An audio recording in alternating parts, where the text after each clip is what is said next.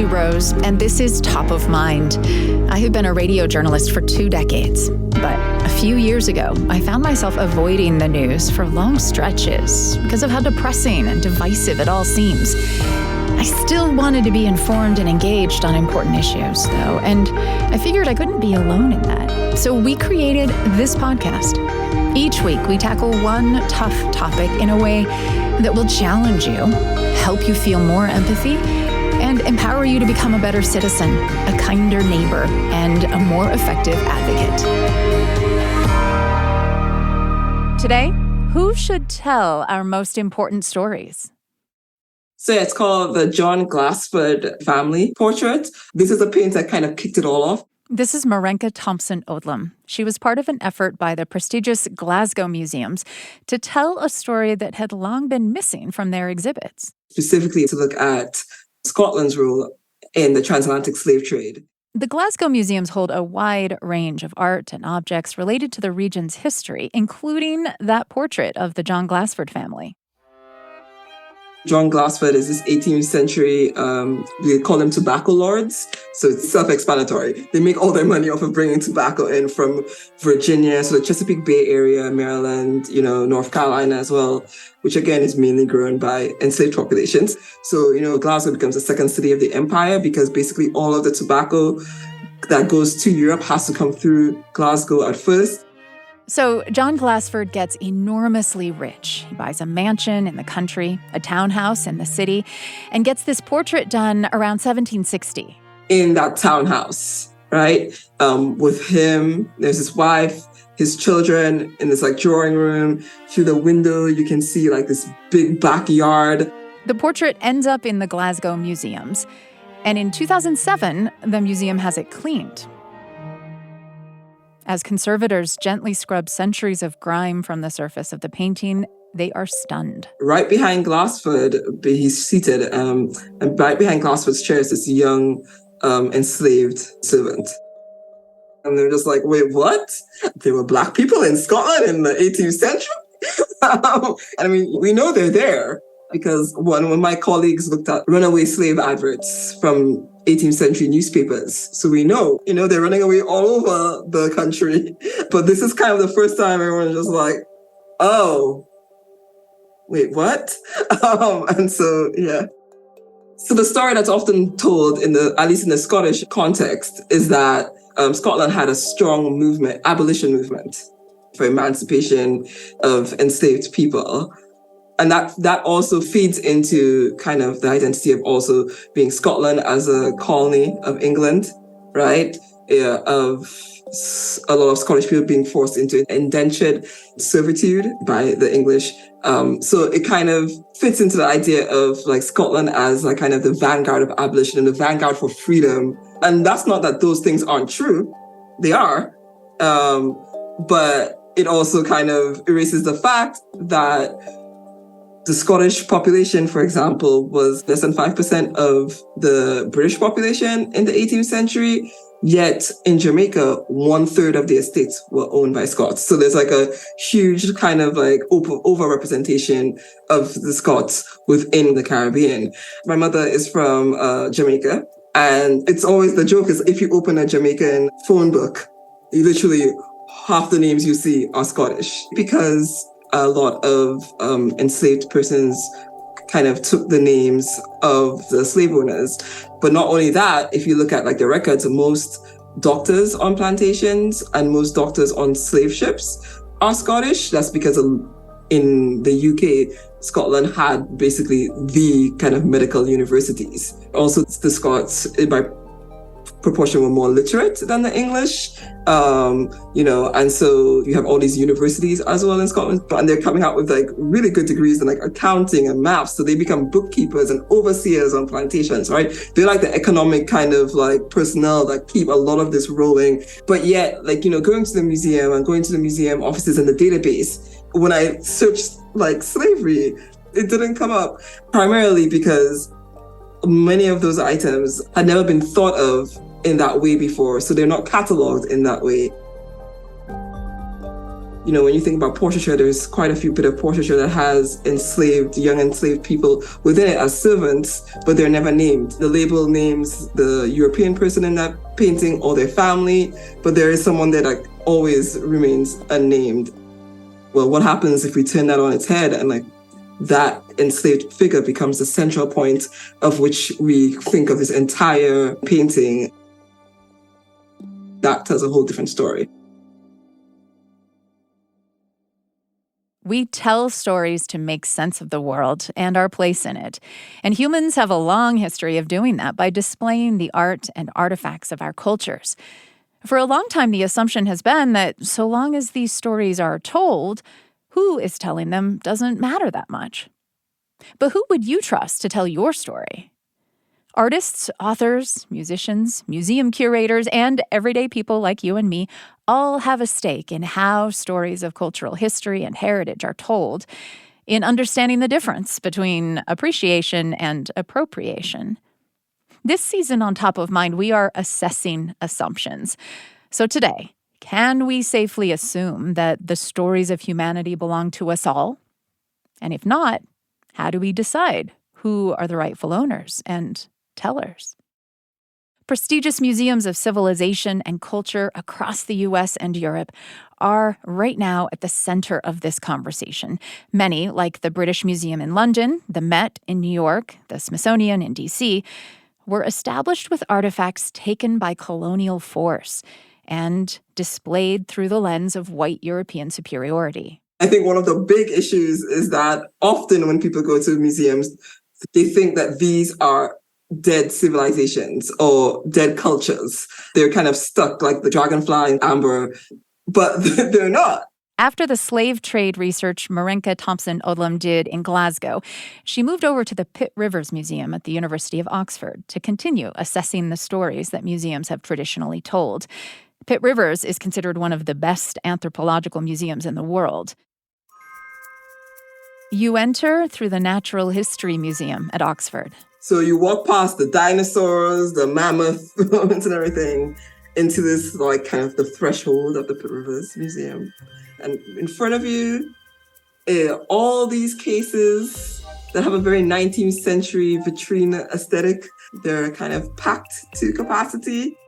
I'm going to use some terms that came off of TripAdvisor that people left. One person said a colonial attic. There's another one that calls it Aladdin's Cave of Wonders. And the other thing is that it's a typological display. So it is not by time or chronology or geography, but it's by type. So all of the pottery is together in different cases. We have a whole case dedicated to shoes from different time periods, from different places. Shoes that are like 18th century little European silk shoes to boots that are made out of salmon skin from the Ainu in Hokkaido, Japan. There's even one that's made out of a bear claw, which is really strange. But yeah, I digress. A bear claw shoe, wow. Exactly. And so there is, a jewelry section, umbrellas, lamps and lighting. So about 20,000 of the founding objects were donated by General Pitt Rivers, who was part of the British Army, but also he was kind of an armchair anthropologist.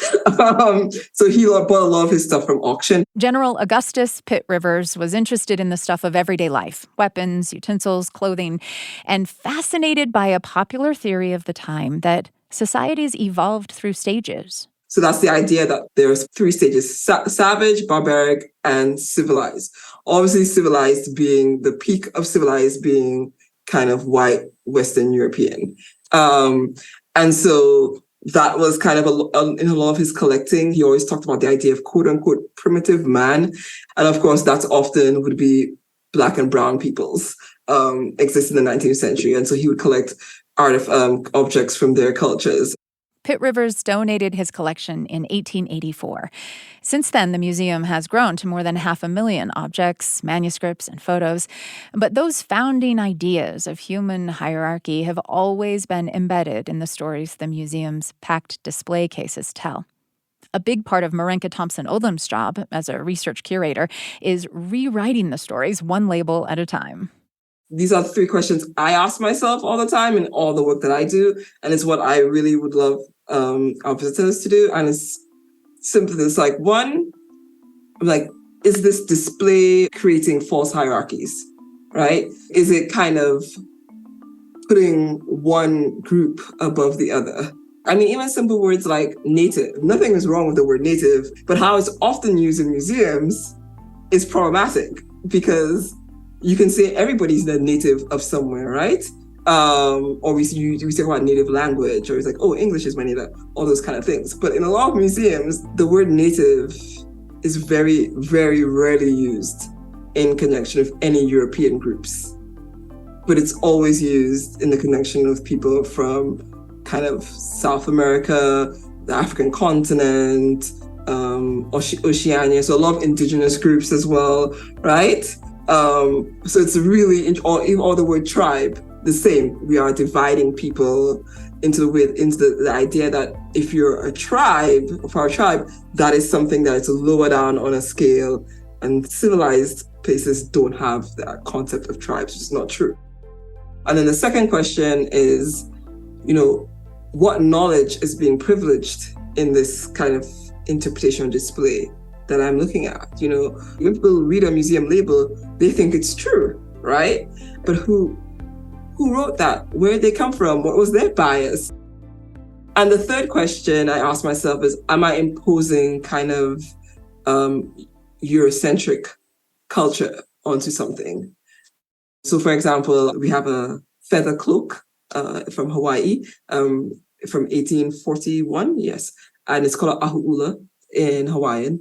And it's really interesting to me because our labeling interpretation for that is very gendered in that it specifically talks about how ahu'ulas, these feather cloaks, I mean, they're literally made of like millions of tiny feathers. They're beautiful, are a part of masculine power and like only exists within the masculine or the male realm, right? However, then when you read the other label about the provenance, we hear that it was gifted by Kekaluo'i, who was a very powerful Hawaiian woman. She held the position of Kohina Nui, which is basically she was second in power to the king. So she wasn't his queen, but she helped write the first Hawaiian legislature in 1840s. And she gifts it to Sir George Simpson, who was the head of the Hudson Bay Company at the time, but to him to give to his wife specifically, right? And so here's one woman gifting this very, very, like the ahu'ulas, because they took so long to make and so precious, they were very important. She gives it to not George Simpson, but to his wife, who, by the way, we only call his wife. Her name was Frances Ramsey Simpson, but it's just his wife. And Kekaluo'i, they call her the Lady Premier instead of using the term Kohina Nui. And so many times I hear children asking their parents or their teachers, what does a Lady Premier mean? And they're like, oh, it's probably his first wife. I'm like, like, that's not the position. And so like, we're looking at this from the specific, like thinking like a 19th century, like gender, like lens, but it's not at all. And so that's why I talk about kind of imposing a kind of specific cultural view onto something when there's a larger story to be told. In a few cases, curators at Pitt Rivers have chosen to remove artifacts from public display. Most notably, the museum's famous shrunken heads in 2020. Or the Sansas, as they're called by the Shuar and Ashura people of the Amazonian Ecuador region. They are kind of things that have been what the museum was known for a very long time. We have people who come say, I came here when I was a child and I saw them, and now they're bringing their grandchildren to see them. But kind of looking upon it, we realized that, first of all, half of the audiences who came didn't know where they were even from. People would always be like, oh, where are those African shrunken heads or something? We're like, they're not everywhere from the African continent. They're from South America. They're from Ecuador, Ecuador was right there on the label, but people weren't paying attention to the small print. All they were seeing is this kind of the idea of a ghoulish, ghastly practice, and that's how they kind of talk about it. And so it was perpetuating that, like, oh my God, look at what these people did, like they're like primitive and savage. That empty case now is covered with vinyl all over it on it, which then talks specifically about why we took them off display. It talks about the human remains that are in the collection it breaks them down by country. We ask questions like, how would you feel if your grandmother was on display without her permission? It has quotes from different kind of community groups and indigenous leaders, and inviting people to think more critically about what does it mean to have someone's human remains on display. We need to have discussions with the community groups about that, right? What do you mean the community groups? So with the Shwa and Ashwa that created these shrunken heads. They still exist, these people? Yes, they still live. They very much live. They live in Ecuador, they live in the Amazon, they exist. And so the director of our museum has been going there for meetings, talking, thinking about what to do, what would they like to do, moving forward. And so it is a process, but what we're continuously doing is putting our own views and voices onto these cultures who should be able to kind of have the right for self-representation and self-determination within the museum space.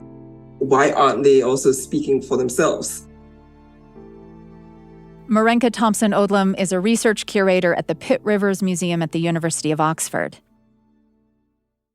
At the root of this struggle for museums like Pitt Rivers is a question of whether they have the right to tell these stories at all, which is really a question of ownership, right?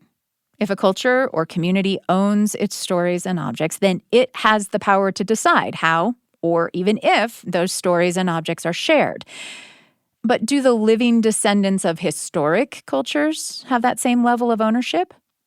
What if the culture or country that created the art no longer exists today, like ancient Greece or the Kingdom of Benin?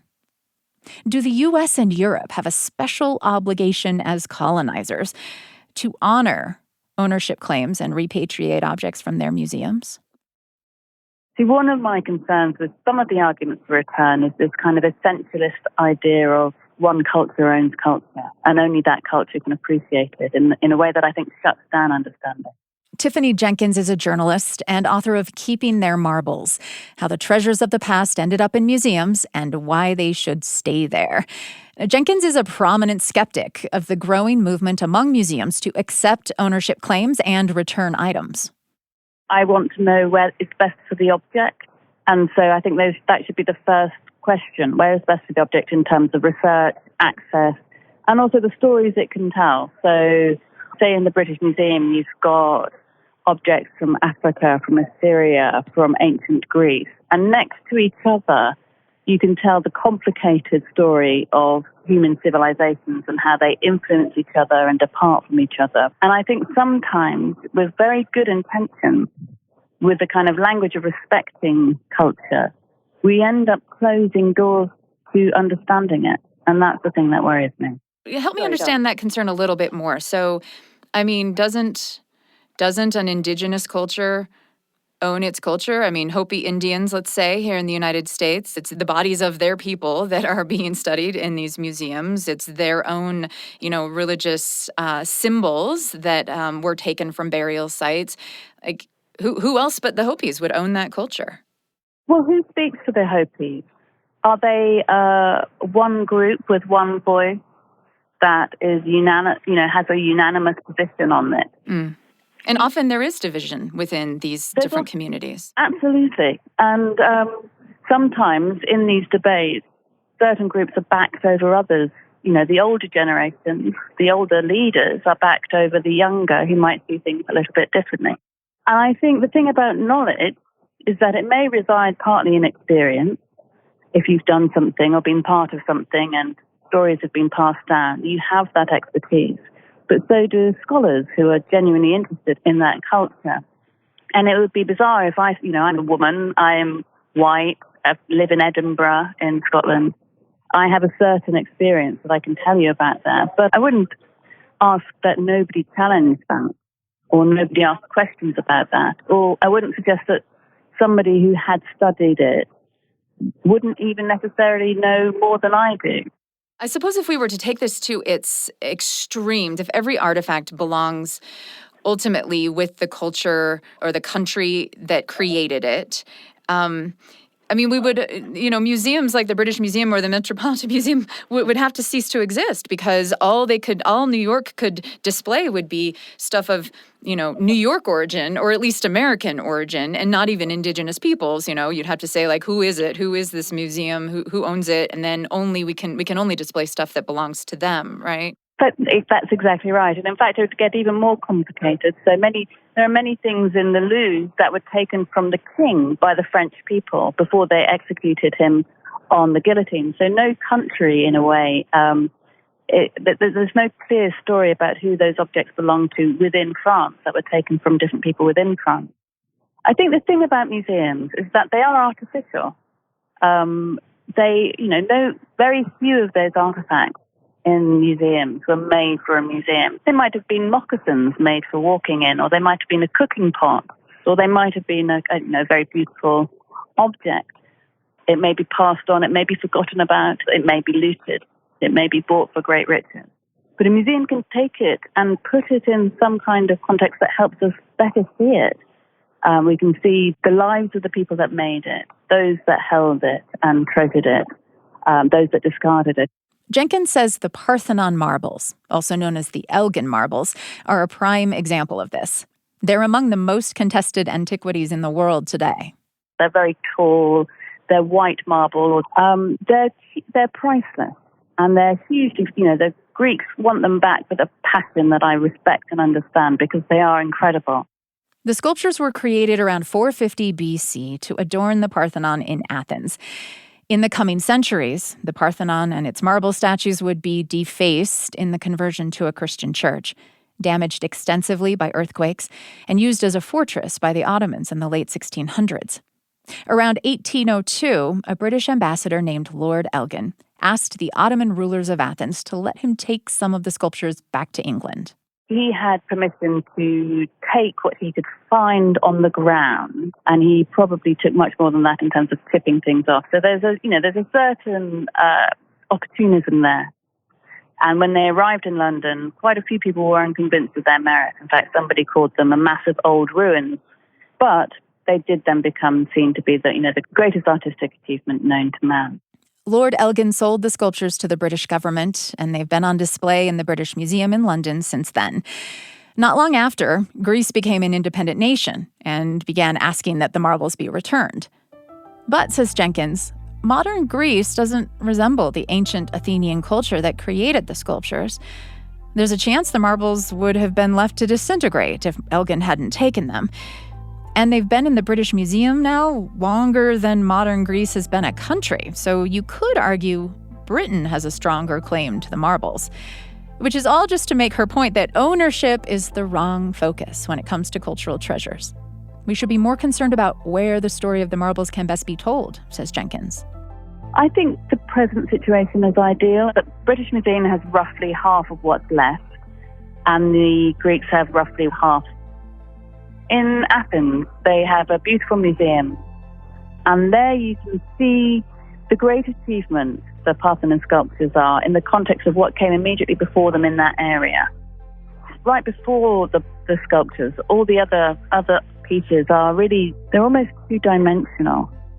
And you come across the Parthenon at the end, and it's like the horses and the people are alive. There's a vein on the horse, and you can almost see the breathing and the shape of the stomach underneath the robe. And it's just arresting. It's incredible. And you can also look outside the window and you see the Acropolis standing on the hill, which is where they originally were situated. It tells a really essential story. And then in the British Museum, you see them in the Duveen galleries, and you see them after you often walk past Assyrian sculptures. So with those sculptures, you've got these 5-legged winged horses. And you can also see them in relationship to Egyptian sculptures. And you can see just how different the ancient Greek world was. And that helps us better understand that world. So if you ask me what's the point of having these sculptures on display at all, it's to better understand those people who made them and the different lives they've had. And the current situation where half are in the British Museum in London and half are in the Acropolis Museum in Athens really does that. Now, Tiffany Jenkins isn't completely opposed to repatriating artifacts. In some cases, she thinks it may be best for the objects and the story they tell to return them. For example, if it were possible to remount the marbles on the Parthenon so they could be experienced in their original context, she'd see a strong case for doing that. And she says we need to be careful about concluding that the best place for objects is always in Europe and the US, where the most famous encyclopedic museums tend to be. That is, museums that show a multiplicity of cultures across time and place. And what I would like to see is an opening up of those sorts of museums in Africa. You've got the very beginnings of it. You've got the Museum of Human Civilizations in Senegal, with the Benin bronzes, which were taken by the British in the 19th century. I would like to see some of those returned to Africa, to a museum. And she's in favor of museums laying out the complicated nature of the items they've acquired. Those circumstances are fascinating. And they tell you about, in the case of Britain, they tell you about the history of the British Empire. You know, what it did when it carved up Africa. It not only carved up the country and hurt the people, it took their artifacts. So in terms of your responsibility to history, I think it's also important that museums reflect on how they acquired certain artifacts. Put it all out there, have the conversation out, and don't be scared. I mean, I think there's a certain defensiveness that has besieged museums, and it kind of makes them frightened of telling these stories. But they should be open to it, and everybody should be involved in that conversation. Tiffany Jenkins is author of the book Keeping Their Marbles, How the Treasures of the Past Ended Up in Museums and Why They Should Stay There. An overarching theme in the book is that we're expecting too much of museums when we demand that they repatriate objects to resolve political disputes or atone for the wrongs of colonization. We will not find the solution to present-day conflicts in museums, writes Jenkins. And if we try, we risk undermining the power museums actually have to help us understand history and our place in it. But suppose that returning an item could bring some healing. These items were picked off of the massacre field, and we're still dealing with historical trauma. A story of repatriation is next on Top of Mind. I'm Julie Rose.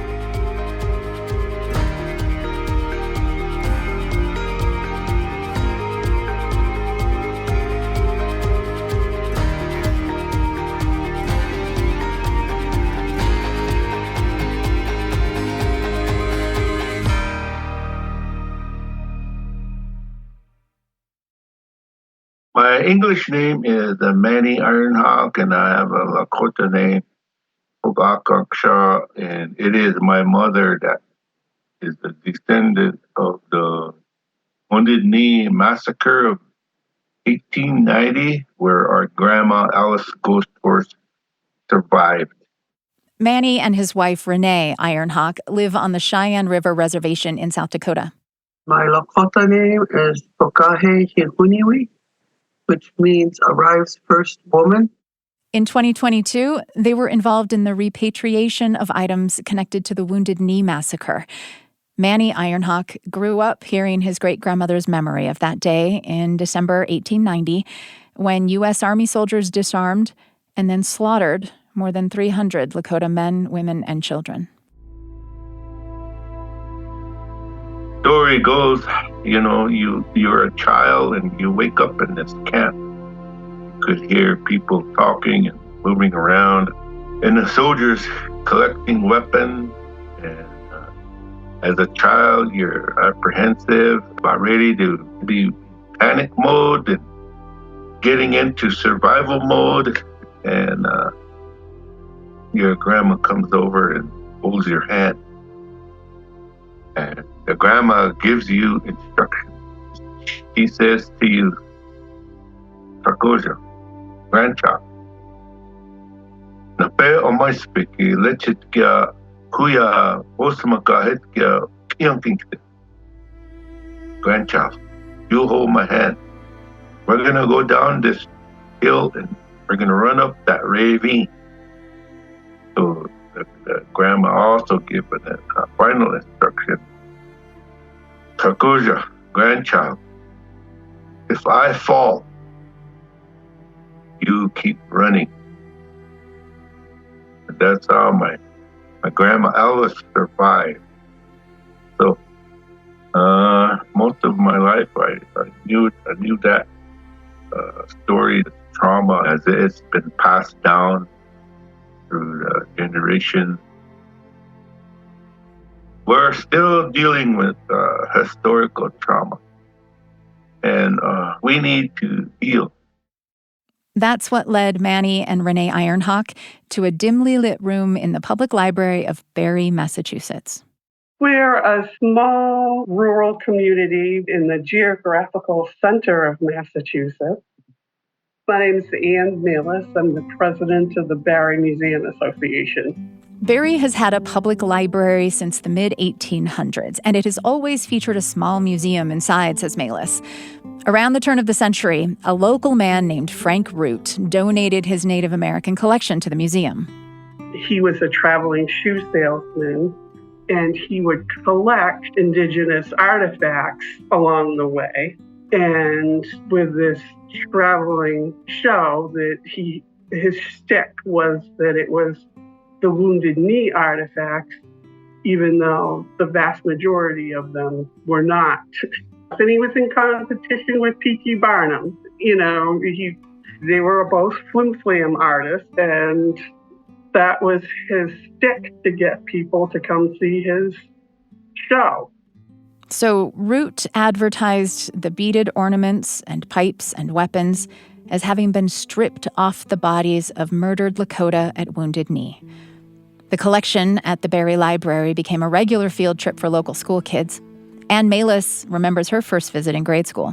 And I was sort of horrified because right at my level, there was a quiver and bow, and the label on it was that it was taken off the dead body of an Indian that was shot by the donor of the collection. And that I just was like, how can you just indiscriminately shoot somebody? But back in the day, you know, indigenous people were not considered human.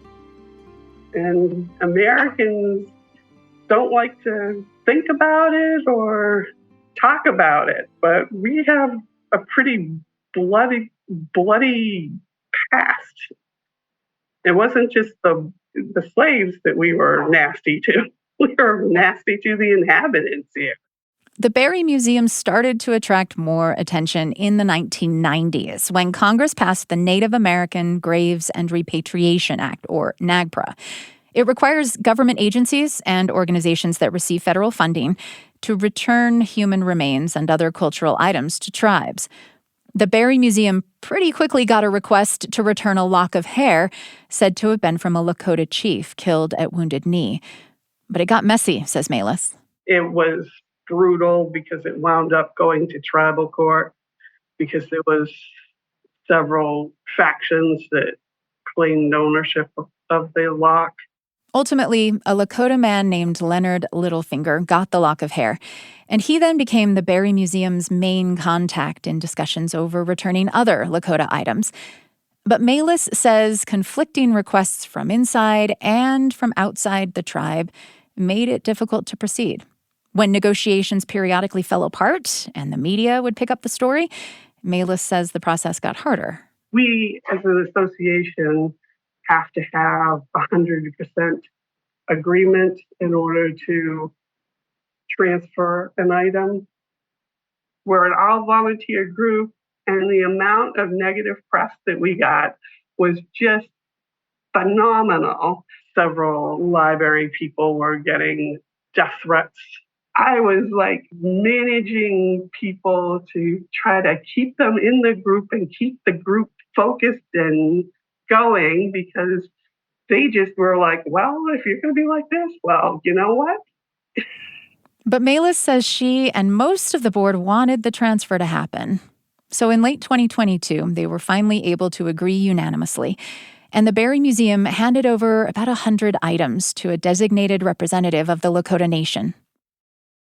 I'm just glad it's done with, and I'm happy. The feedback that I've received from the elders has been very positive, so I hope it helps.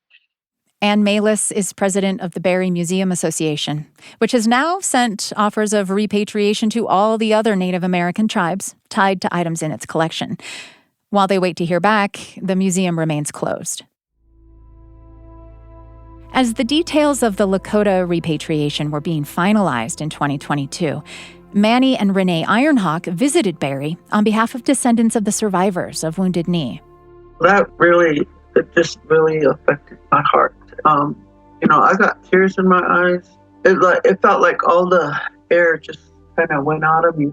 Renee Ironhawk was particularly touched by a dozen or so tiny amulets decorated with turtles and salamanders. She says when a Lakota baby's umbilical cord dries up and falls off, we put it in one of those turtles if it's a girl, and we put it in a salamander if it's a boy. And they used to hang them on their cradle board, and the mother can carry that cradle board on her back. And that's where the amulet is hung, on the cradle board. And I felt bad for the little babies that those amulets belong to, because they were probably killed. It was immediately clear to the Ironhawks that the items were authentic. We were right about that, because upon returning them, they were making themselves known. What do you mean they were making themselves known? Well, believe it or not, that guy that brought them back in the vehicle, during the day it was okay, but at night, when he was driving, he could hear boxes moving around. In Lakota tradition, Ironhawk says the personal belongings of an individual must be buried or burned with the body. They can't make that journey back to the Star Nation without their personal items. And what Star Nation we're referring to is the Milky Way. The ancestors said all those stars in the Milky Way are our relatives, campfires. The Wounded Knee Descendants group is still deciding what to do with the Berry Museum items, but Ironhawk says having them back is a step toward healing the historic trauma of the massacre. They're also hoping to see the Lakota Nation create its own museum about Wounded Knee, with an emphasis on stories like the one passed down by Manny's great-grandmother, Alice Ghost Horse. Our younger descendants and other children need to know the truth of what happened. These stories are very important because if we recorded them, we could piece together like a puzzle and find out what happened on that day. Manny and Renee Ironhawk are members of Hawk 1890, descendants of those who survived the Wounded Knee Massacre. They live on the Cheyenne River Reservation in South Dakota. Whether or not stories and items of a culture can heal past wounds, they almost always have the power to create connection and inspire appreciation, even today.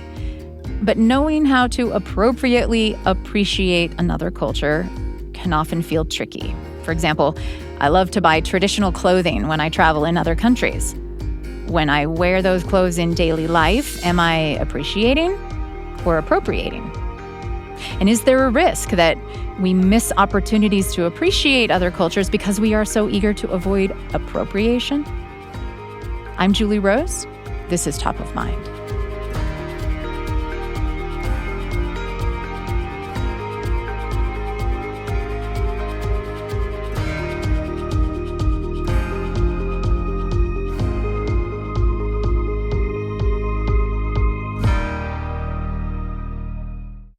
Every day online, you can find someone being called out for cultural appropriation, for wearing a traditional dress, or cooking a certain kind of food, or going super viral with a dance routine rooted in Black culture. I admit I am not always clear in these cases. on what's okay and what's not. And I've noticed that even people within the same culture may not agree on where the line is. So I thought it might be helpful to just talk through some common scenarios with somebody who's also wrestling with the nuance here. And that led me to Mia Moody Ramirez. She's chair of journalism, public relations, and new media at Baylor. She writes about race and representation. She's a woman of color. And I've found some of her public comments on appropriation and appreciation really helpful in thinking through all of this. So I called her up to have a conversation. We started with some definitions. Cultural appropriation is defined as the adoption of elements of a marginalized culture by members of another and typically more dominant group without showing respect or understanding for that particular culture. And so the question that you can ask is, does the culture you're interested in have a history of oppression? And are you benefiting financially from borrowing from that particular culture? And then another question that you can ask is, are you able to remove something when you get tired of it and return to a more privileged place in society when others cannot?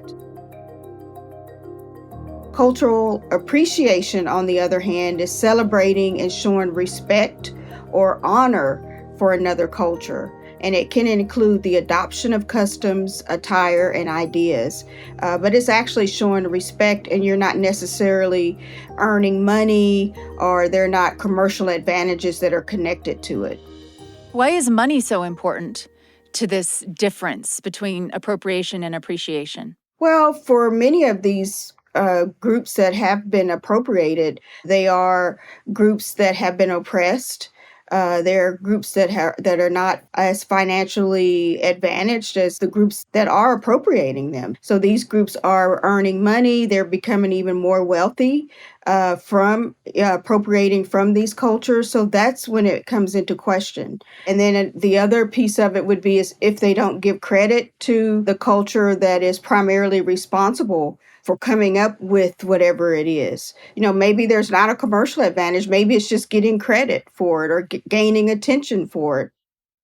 But it is the idea that you're gaining something. So what would be a really clear example to you of cultural appropriation? So let's relate it to what's going on now on TikTok. So maybe it's a white dancer who has become famous and they've borrowed the dance moves from someone, choreographer who happens to be Black. And then maybe they're not giving credit to the person who came up with those dance moves. And that's when it becomes a problem. Another example would be there's some white women who have become famous for their vernacular. They may emulate the style of Black women. Maybe they wear the long eyelashes and they talk like Black women. However, when Black women behave in the same manner, they do not become famous. And so if a white woman is saying, "Look, I'm wearing my hair this way," or I'm wearing my makeup this way because I think it's beautiful. Mm-hmm. The distinction there that you're saying is what? That the public reception is so different when it's a white woman versus a Black woman. You can think back to Bo Derek when Bo Derek wore cornrows and people thought that she just looked so beautiful in her cornrows versus Black women were asked not to wear them to work.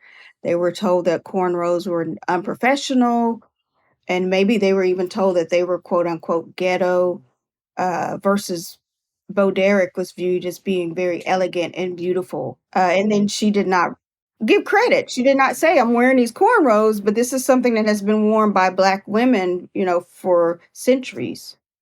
So it's possible to turn appropriation into appreciation in some cases? With the correct elements. And that's what they're saying now on TikTok. It's just like when you write a research paper and if you borrow something, you need to cite your source. If you're borrowing dance moves, you need to give credit where credit is due. If you can give a shout out to the choreographer who you borrowed a dance move from, or maybe even splice their video into your video. If you have more followers than they have, just the very act of you giving them a shout out, that will help them gain more followers. So yeah, that would be equivalent. to citing a source. Could you help me understand what's the harm when I'm not making money from it? I'm just a regular person. I'm a white woman who decides to wear cornrows because I think it looks cool. If you're and you don't share anything on social media, you're not getting likes. I think that's okay. Like if we're at a theme park, you see that. Like if we go to a water park, you'll see white women with braids, and I don't think it's a big deal. I think it just becomes an issue when you gain social capital for it.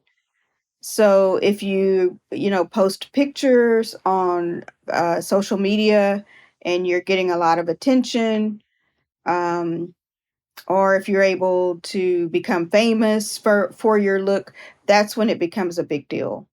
Can white culture be appropriated?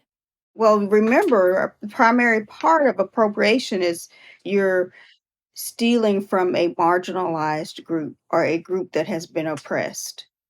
So traditionally, white cultures are seen as the oppressors. So I would say no, you're just going to say that they're emulating white culture. And you had those black people who passed as white people during the period of enslavement just because they knew there would be advantages. So you had black people who were fair skinned, but I would not say that they appropriated the culture because they were trying to get away from being oppressed. And that is one of the primary terms that are part of the definition. So what are the things I should be thinking of? What are the questions I should be asking myself when faced with a situation where I'm worried that it might be appropriation? Well, you ask yourself, how might someone from that group feel if you dress in a certain way? I think that it's certain times of the year, like Halloween, like there's connotation behind it. Like my culture is not a costume. So you don't want to wear in native Indian attire on Halloween because that is telling people, this is a costume. This is not something that you would normally wear.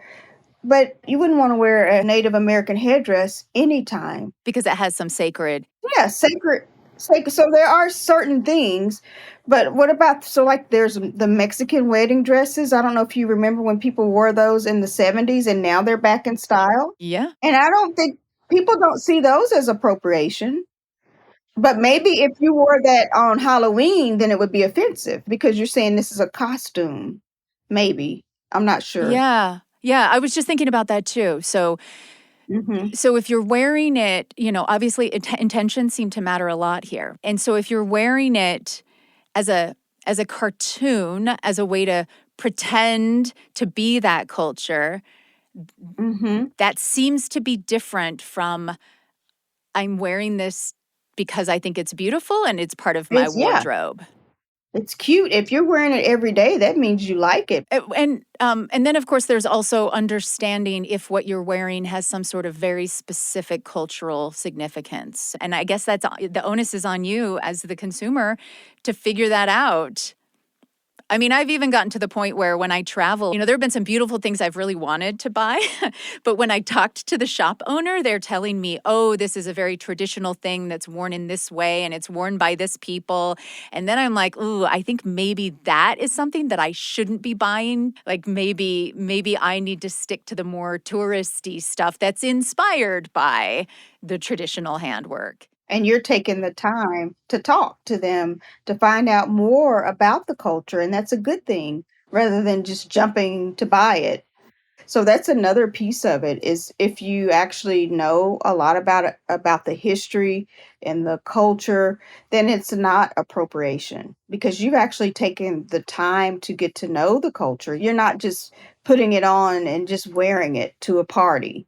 And then the other part of it is if you're invited to a wedding and they ask you to wear the traditional native attire, that would be appreciation because you've actually been invited to wear it. So let's say I'm invited to a traditional wedding. Maybe it's an Indian wedding. I'm invited to put the bindi, a dot on my forehead, and and I've borrowed a sari. And on the way to the wedding, I stop at the gas station to put gas in my tank. And there I am, a white woman dressed up like this. Mm-hmm. I mean, somebody could snap a picture of me and shame me as being a cultural appropriator, this white woman, and how dare she, and I could get canceled, right? So what do you think about that? You would just have to say, well, I was on my way to a wedding where I was invited to dress in this manner. And then I think people would be okay with that. Yeah, if you've been invited, it's a shame that that's the way it is, but that is the way it is. You would have to very quickly respond. But so much of it does have to do with intent. Like, you can't just look at someone and automatically be like, oh, they're appropriating, right? You don't know if they've been invited, or if they have given credit somehow, or if they, or maybe this is part of their culture because they're mixed heritage. I mean, you just don't know. But it does seem to me like we have become, in this day and age, very, very quick to call out and pile on people. And I guess I wonder if that's like, are we doing more harm than good by shaming people? What do you think? I think it can go too far, but it can also, if it's done right, it can foster good conversations. It can provide content for critical thinking, and also, to whom much is given, much is expected. It seems like in this culture, if you have more influence, then the expectation is going to be greater for you when it comes to appropriation. There's going to be a higher level, a greater expectation for you. Professor Moody Ramirez, thank you so much for talking through all of this with me today. I really appreciate it. All right. Thank you, Julie. It was nice talking with you, and I'm looking forward to hearing the segment. Mia Moody Ramirez is Chair of Journalism, Public Relations, and New Media at Baylor University. I would love to hear your thoughts on all of this. Is there something from your culture that you'd be upset to see other people wearing or displaying in a museum? Is there a story that you feel should only be told by members of your racial or ethnic group, or community, or faith? Reach out to us by email. Our address is topofmind@byu.edu. Or you can connect with us and other Top of Mind listeners on social media. We are at Top of Mind Pod. Top of Mind is a BYU radio production. Today's episode was produced by Amber Mortensen, Tyler Kapp, and me, with help from James Hoops and Samuel Benson. Our engineering team is Brandon Lewis, Spencer Hewitt, Carly Wilson, and Trent Reimschussel. I'm Julie Rose. We'll talk soon.